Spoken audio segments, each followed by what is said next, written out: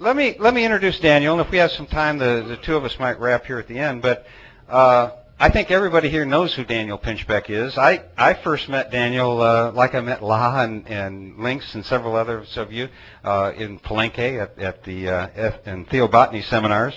I met Daniel there, and then the next time I bumped into him accidentally at Center Camp at Burning Man, and that's what's supposed to happen. We seem to bump into each other at Burning Man Center Camp early in the morning, coming home quite often. But Daniel also has been involved in the Palenque Norte lectures at Burning Man since the very beginning. In fact, he's really been our cornerstone and has done a great deal of work and promotion for us. I think many of you have read Breaking Open the Head. His new book, 2012, Return of Quetzalcoatl, is a really amazing book. I think of it more as an encyclopedia, that he has given me leads on so many books and people that I hadn't heard of before, and I thought I was pretty well versed. This book is really a monumental work. I'm very impressed with it. But you know, doing something that big and impressive requires an awful lot of research. You can't always cover all the bases. So, Daniel, I know you're in at least the 4th printing now, and so I'm sure eventually let's go to a 2nd edition. And I've got one little correction that where you talked about the trip that Terence and Dennis McKenna took to La Chorrera, and I love the quote. It said, you called it a kind of Hardy Boys investigation into the far antipodes of the psyche. Well, he finally touched on something I know something about, because I read the Hardy Boys at least 3 times while I was growing up. I really know the Hardy Boys, so that I wanted to find out, since Terence isn't with us anymore, so I asked Dennis what he thought about it, because he said he didn't have a chance to talk to you. So I asked Dennis, and it turns out Dennis grew up on the Hardy Boys too. And he said, well, you know, I was their fan too, but I think the role model, and this is going to be an obscure reference unless you're over 50, he said, I think the role model for our adventure was closer to Tom Swift than the Hardy Boys, as in Tom Swift and his incredible hyperspace machine. So in the next edition, you might want to make that little tweak. So please help me welcome Daniel Pinchbeck. Daniel?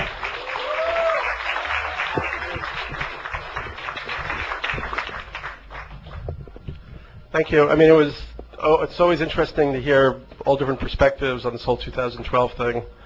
I mean, my perspective, I guess, is different from what I heard from Lorenzo's in certain respects. I don't think there is a possibility of muddling through for another 50 years. I think if you look at the resource situation on the planet and the oil situation and the ocean situation, the lack of fish in the ocean, I mean, everything is pointing towards a very, very deep and very, very quickly approaching transformation that we have to kind of like aim our sort of, you know, prepare our psyches for and recognize that it's going to take place. And you know, and I also don't think that going off the land or buying our solar panels, while it's all kind of a nice idea, is going to be, you know, enough to deal with this crisis. I mean, I do think collaboration on a much deeper level is going to be necessary, and it's really going to require a kind of very, very deep, you know, kind of engagement with our most creative and intelligent and kind of strategic capacities to figure out our way through this vortex that we're sort of already in and are going deeper into. And I also really appreciated what's your name again, John, right? Yeah, what he was saying. I mean, I really feel like, in a way, like, I mean, I've had a lot of other world experiences in researching my 2 books, but I know there are people in this room who've had more than I've had, and have had very personal experiences of occult realities and daimonic realities and fairy realms and all sorts of things. And I would really, you know, encourage them to speak up about it and speak their truth about it. And because I feel like that sort of the deepest and most positive aspect of this transformational process we're in is this kind of change in the nature of the psyche, and the shift in the nature of human consciousness. And a lot of material that's been repressed and suppressed by the kind of modern Western materialistic rational consciousness is now sort of coming back into our realm of possibilities. But actually, when you speak your truth about it, it helps to bring it that much closer into manifestation, because it's very much about consciousness. And I agree with Lorenzo that shamanism is a kind of quantum worldview, and the consciousness itself appears to be a kind of, is potentially kind of quantum phenomenon. So, we create kind of new morphinogenic fields and new possibilities and new potentials with our thinking, with our imagination. So that's like something that I really learned in doing this book. I mean, I think like the whole idea of the imagination is something that we don't really, for the most part, really grasp how profound it is. I mean, by the end of working on 2012, I really supported William Blake's concept. He talks about how the human imagination, the imagination is not a state, it is the human existence in itself. And in some sense, this transformation we're in, while it has these kind of threatening dimensions on the material plane, there seems to be this huge spur for the imagination to open up into all these other realms and possibilities and dimensions. Yeah, so I guess my own experience, I was thinking I don't usually do this, but since this thing is the other side, I thought I might read my own kind of transmission experience that I had in the Amazon. And basically I'd been working on this book for about, I guess already like 3 or 4 years, and went down to Brazil and was working with Santo Daime, which is an ayahuasca-based religion in the Amazon. And I was really trying to put all the pieces of this puzzle together. Part of the book is exploring this Mayan calendar material, and really this idea that we have this tendency to think that civilizations that existed before us lacked the knowledge that we lacked, and because they didn't produce a certain kind of technology, they were rudimentary or kind of behind us. But I think that it's quite possible that these earlier civilizations like the Mayans possessed a different knowledge system, and potentially in some ways a more advanced knowledge system. And it's really just that they were like interested in other things. And the Mayans particularly were interested in time, consciousness, astronomy, and they really spent, the Toltecs and the Mayans spent about 1,000 years trying to establish this particular juncture, this 2012, I mean, in our calendar it's 2012, for them it's, the turning over, 13, 13, 13, turning over to 0, 0, 0, which for them was this astronomical conjunction that represented a shift into what they called, the sort of from the fifth sun to the sixth sun, or what the Hopis talk about as the fourth world to the fifth world. So for them it was a shift into a kind of different world incarnation. And I really spent a long time trying to figure out what the heck that could mean, and ended up thinking that it could very well mean a shift in the nature of consciousness, a kind of different relationship to time and being that would have huge numbers of, all sorts of effects at every level, like different relationship to matter, to technology, different potentialities and possibilities of being entirely may open up as we go through this transition. And I sort of see like the 3 aspects of this process being the kind of environmental destruction. That's kind of our shadow selves that we've kind of unleashed out of our sort of unconscious actions. And then this evolution of technology which keeps accelerating, which, actually I had this like aha moment at Burning Man last summer where I was camping with this nanotechnologist, and he showed me his project was on the cover of these physics journals. He works at MIT, and he'd made sacred geometries that were, barely like millimeters above the surface of a metal. They were made out of carbon nanotubes, and he'd basically grown them. And he said that he could basically grow any pattern, any complex form at that level, and that this suggested once they scaled it up, like they could grow anything, buildings, any form, and so this level of this kind of futuristic technology is coming towards us that really does have this real potential to just be a whole new paradigm of how we deal with matter and what our possibilities are.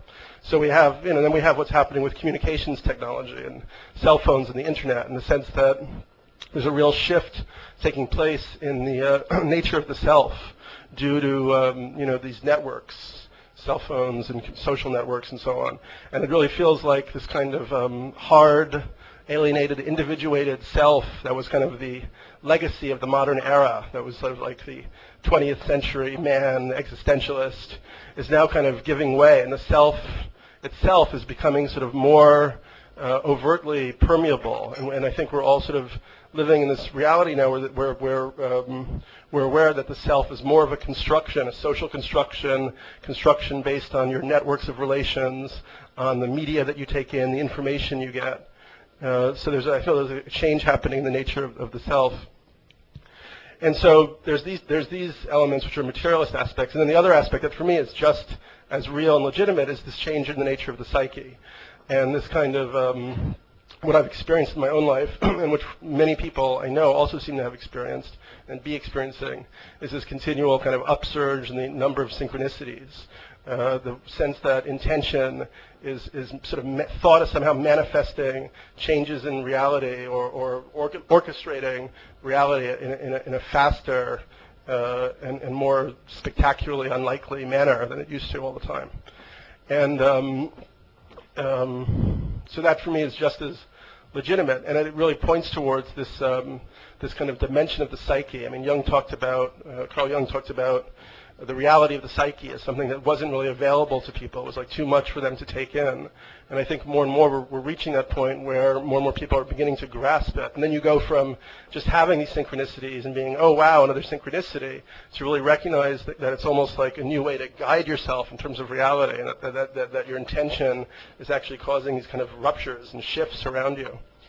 So, so I think that one way I look at it in the book is if you think about the 1750s, the beginning of the Industrial Revolution, and electricity. Like, people had seen lightning, but nobody had any idea that you could bring electricity down into the world and change the whole nature of the planet from this sort of mysterious force. And if people in the 1730s would never have imagined that in just a century and a half, you could change the whole physical, planet through having this power harnessed, electricity. So we might right now be on the cusp of a similar step in terms of psychic energy or psychic phenomena, that it's becoming more and more available to us, and we're more and more present with it, but we yet still don't know really how to use it as a transformative energy to help the situation. And for me, I think that this really immensely critical situation that we're entering in terms of what's happening to the biosphere, one real tangible possibility is that it's going to force us to access these latent powers of the psyche and actually work together on a global level to make changes. In the book, I talk about the Hopi Indians, and I went and visited them and heard their prophecies, but I also read this book by this Cambridge anthropologist who, he was a total skeptical materialist, and he went down to visit the Hopi, and he said that, look, I almost hate to admit it, but there were some things that I just found very inexplicable about the Hopi. And one thing is that sometimes he would go to a Hopi elder with a whole list of questions, and the Hopi elder would just start answering all the questions he was going to ask in succession without him asking any of them.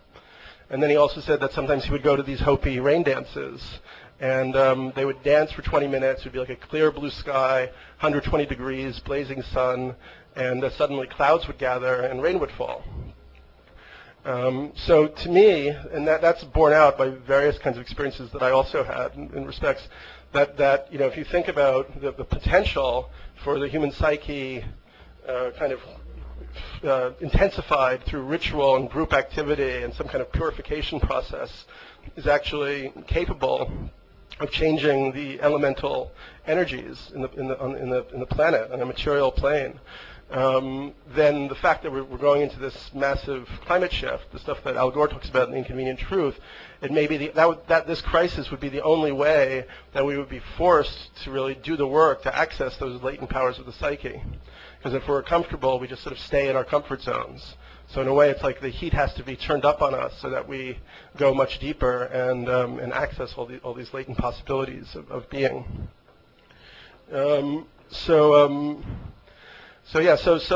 my book covers a lot of territory. I mean, I looked at the crop circles in England, and I do end up thinking that from the research that I did and the people that I talked to and the papers that I read and books that I read, that there's no way that phenomenon could be a human-made phenomenon in total, that there has to be some other entities doing it. And there's even physical evidence. What I basically did throughout the book is, in a way, it's like taking a lot of kind of New Age concepts that have been kind of up in the ether or floating and trying to really, nail the butterflies to the wall so that we can really see the full depth of the situation. So, with the crop circles, there are scientists, biophysicists, who've done all this research on what happens to the crops in these formations. So there's actually a kind of electromagnetic energy that changes the crops and changes the way they grow after, and causes kind of mutations and seed changes. And we don't know of any energy force that could do that, and it certainly couldn't be done by boards smushing them down. And then even beyond that is the level of incredible complexity of these formations. So, and in a way, like when I looked at this nanotechnologist's sacred geometrical thing, which was like this big, on a metal sheet this summer, I was like, well, how is it different? That's just like, we're basically, sort of building a ladder back to those kind of capacities that maybe these higher intelligences, higher levels of galactic consciousness are just showing us that is already available, in other levels of reality. So that's part of the book, Crop Circles, Alien Abductions. I talked to Travelers bookstore this week about the alien abduction phenomenon, and that once again is one that has legitimacy when you look at it, but it has to be understood in its proper framework. That there seems to be kind of other strata of intelligence or other strata of consciousness that we somehow are in this co-creative relationship with. That like we through our kind of set and setting and our belief structure, we are kind of bringing certain possibilities and potentialities of otherness and of beings from the other world into manifestation or closer to manifestation. And these sort of aliens who do these abductions seem to represent a lot of our kind of shadow projections, that they have like their hideous sort of cold, bureaucratic, technological focused probings. They're very much like beings who are only interested in resources, the way our government is. But for them, the genes, the genetic material seems to be the resources that they're kind of harvesting or working with. So, but it's all happening in this kind of plane of indeterminacy. Like the deeper that you go into it, you can never find like a certitude to it. It has the beings are called the grays, and the whole phenomenon has this kind of murky grayness to it. And so it's almost like happening at a slightly lower level of consciousness from our waking consciousness. But there's still a way that we can use our rational minds and our intuitive kind of thought system to enter into it and understand these kind of interrelationships that are taking place. I'm very interested in Graham Hancock. No, excuse me. What's his name? Grant Morrison. How many people here know Grant Morrison, the comic book writer? So yeah, I met him a few times, and we had some talks. And he's a Kabbalist, and he really believes that what's happening right now is that in the tree of life in the Kabbalah, you have the earth plane, and then above it is the astral plane. And so the first and second Sephiroth, that these Sephiroth are actually coming together. So the astral plane and the earth plane are kind of merging. And he pointed out that that's actually a very, very difficult thing for materialists, because reality is becoming less and less material. But it's also a very, very difficult situation for magicians and illusionists, because the illusionary or magical and astral domain is becoming more and more kind of tangible and almost like quantifiable. So it's actually, it's forcing that kind of integration of rationality and intuition. So crop circles, the whole concept of a kind of daimonic reality I look at in the book, how we can think about kind of otherworldly beings. I got very involved in the ideas of Rudolf Steiner, who was this Austrian visionary from the 19th and early 20th century.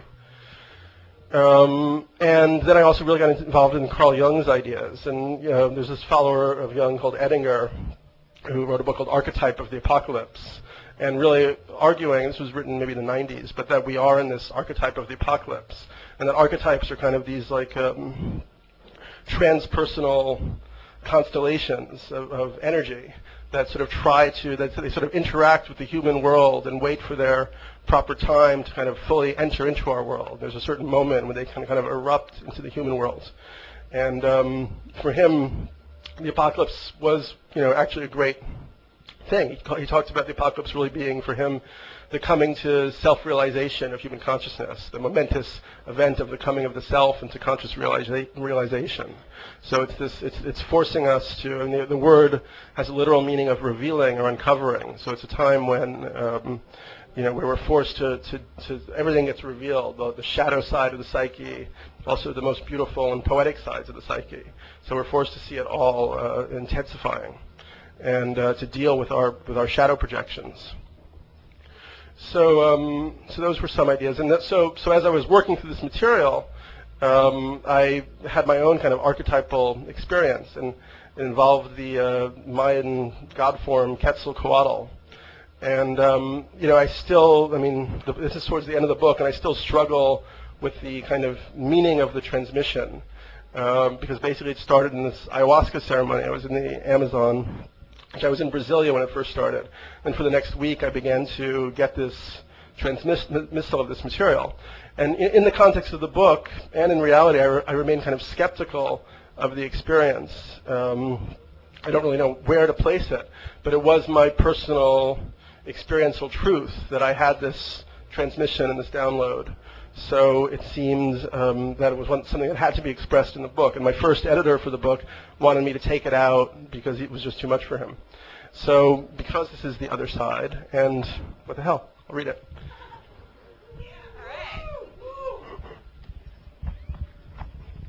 And as I said at the beginning, I mean, this was just my truth at this point. On this week it was Quetzalcoatl. Maybe next week it'll be the Tooth Fairy. And also to embolden people here to, that I think that these archetypal and transpersonal experiences are something that people have, and that they have to have the courage to speak them to their communities and even outside of their communities, because it's really only by doing the work to kind of convey these other possibilities and other realities to people that we're going to make this paradigm shift into something that has, a reality that has legs, as they would say in Broadway. I am an avatar and messenger sent at the end of a kalpa, a world age, to bring a new dispensation for humanity, a new covenant and a new consciousness. I am the same spirit who appeared here in the Mayan period as Quetzalcoatl and incarnated at various other points in human history. Like Avalokiteshvara, the Tibetan Buddha of compassion, Quetzalcoatl is an archetypal god form that occasionally takes human rebirth to accomplish a specific mission. As foretold, I am also the Zadik, the righteous one, and the gatherer of the sparks of the Kabbalah, as well as the once and future king promised by Arthurian legend. I do not let anything interrupt me in my quest for truth, neither fear nor indifference, poverty nor cynicism. In the realm of thought, I practice warrior discipline. As gravity draws matter to it, I have pulled myself back into manifestation in this realm from the depths of cosmic space, piece by piece and bit by bit, reassembling the component parts, the sparks of thought that make up my being, which is primarily a form or vibrational level of consciousness. Soon there will be a great change to your world. The material reality that surrounds you is beginning to crack apart, and with it all of your illusions. The global capitalist system that is currently devouring your planetary resources will soon self-destruct, leaving many of you bereft. But understand the nature of paradox. For those who follow my words and open their hearts and their minds, for those who have ears to hear, there is no problem whatsoever. What is false must die, so what is true can be born. You are, right now, living at the time of revelation, apocalypse, and the fulfillment of prophecy. Let there be no doubt. You stand at the edge of the abyss.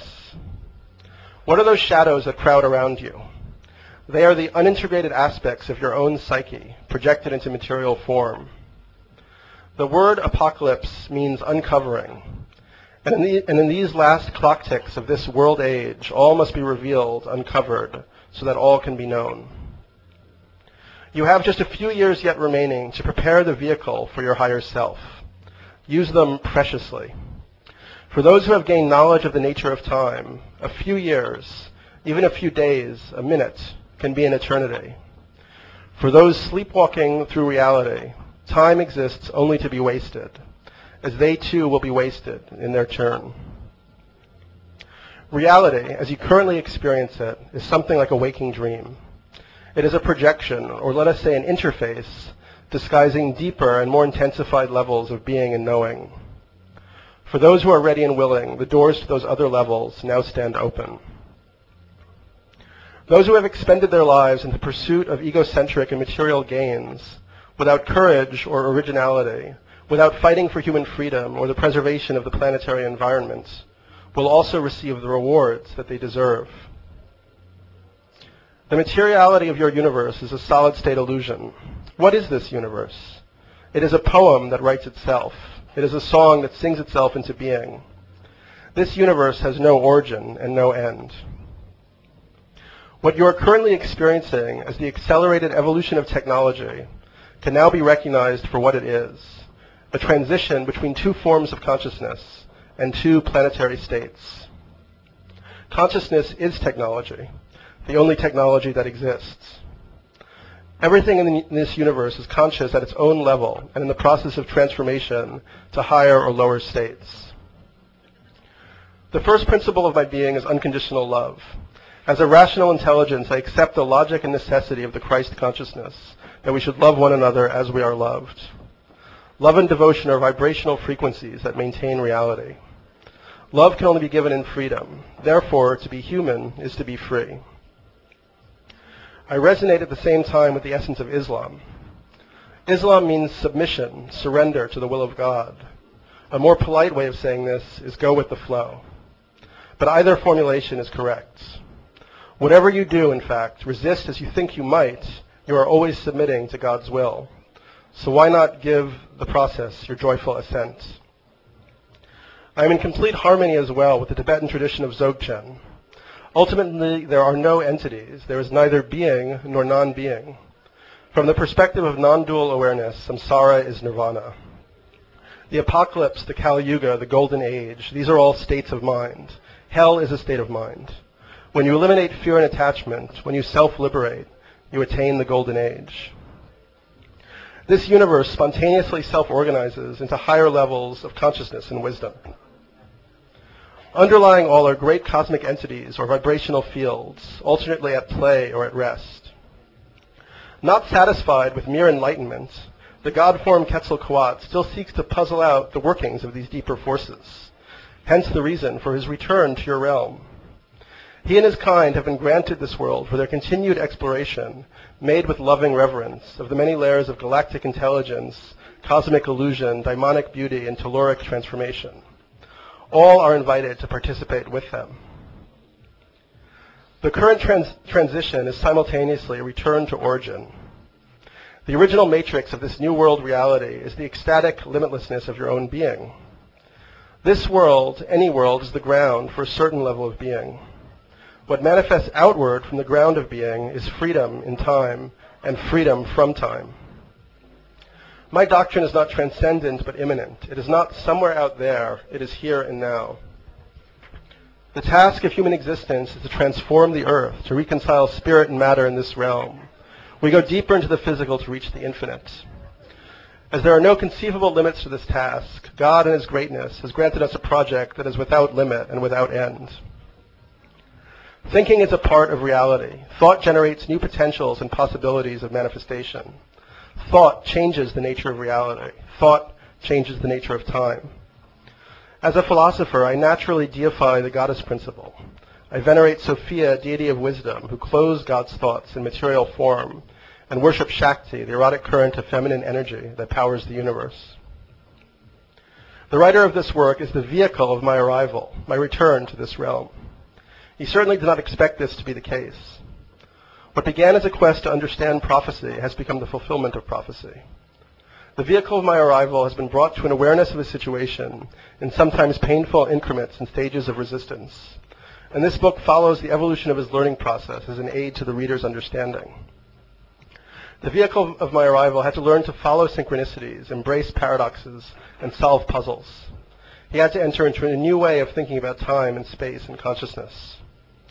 Almost apologetically, the vehicle notes that his birthday fell in June 1966. 666. Count the number of the beast, for it is the number of the man, and his number is 666. The beast prophesied is the feathered serpent, Quetzalcoatl. Those who prefer to reject all of this out of hand are welcome to do so. In Kabbalah, the virtue one seeks to establish on the earth plane is discrimination. It is up to the individual to find his way through the ideas presented here. Of course, he is entirely free to ignore them altogether. But be forewarned, the end of time approaches. The return of Quetzalcoatl foreshadows the imminent closing of the cycle and the completion of the great work.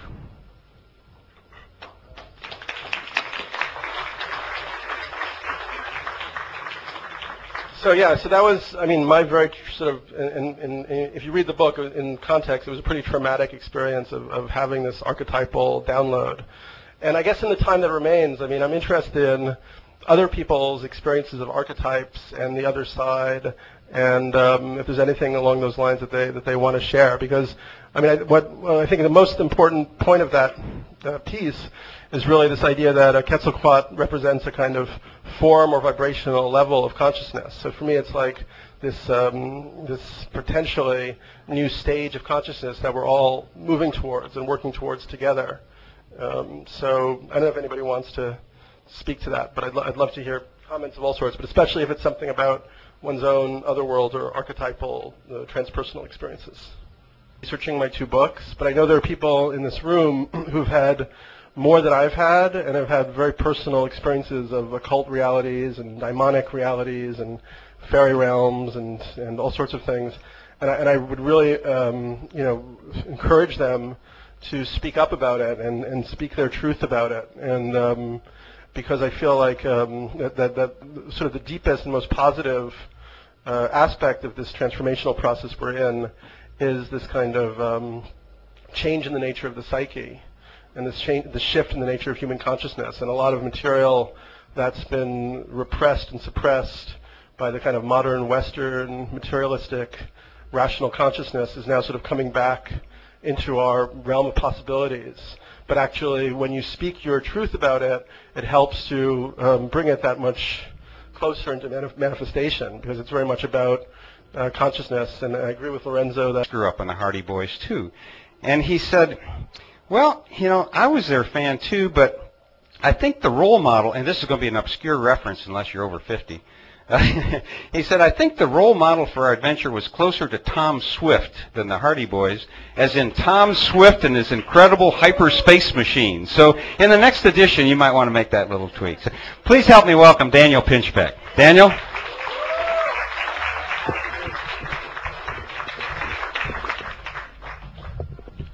Thank you. It's always interesting to hear all different perspectives on this whole 2012 thing. My perspective, I guess, is different from what I heard from Lorenzo's in certain respects. I don't think there is a possibility of muddling through for another 50 years. I think if you look at the resource situation on the planet and the oil situation and the ocean situation, the lack of fish in the ocean, everything is leads on so many books and people that I hadn't heard of before, and I thought I was pretty well versed. This book is really a monumental work. I'm very impressed with it. But doing something that big and impressive requires an awful lot of research. You can't always cover all the bases. So, Daniel, I know you're in at least the fourth printing now, and so I'm sure eventually let's go to a second edition. And I've got one little correction that where you talked about the trip that Terence and Dennis McKenna took to La Chorrera, and I love the quote. It said, you called it a kind of Hardy Boys investigation into the far antipodes of the psyche. Well, he finally touched on something I know something about, because I read the Hardy Boys at least 3 times while I was growing up.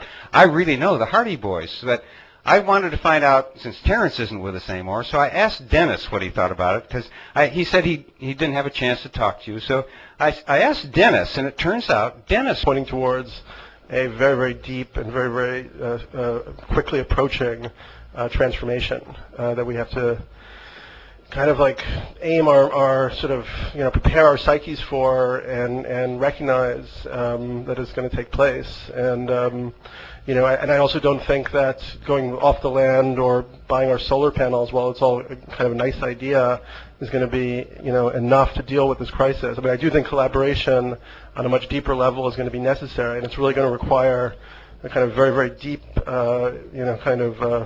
engagement with our most creative and intelligent and kind of strategic capacities to figure out our way through this vortex that we're sort of already in and are going deeper into. And I also really appreciated what's your name again, John, right? Yeah, what he was saying. I mean, I really feel like, in a way, I've had a lot of other world experiences and.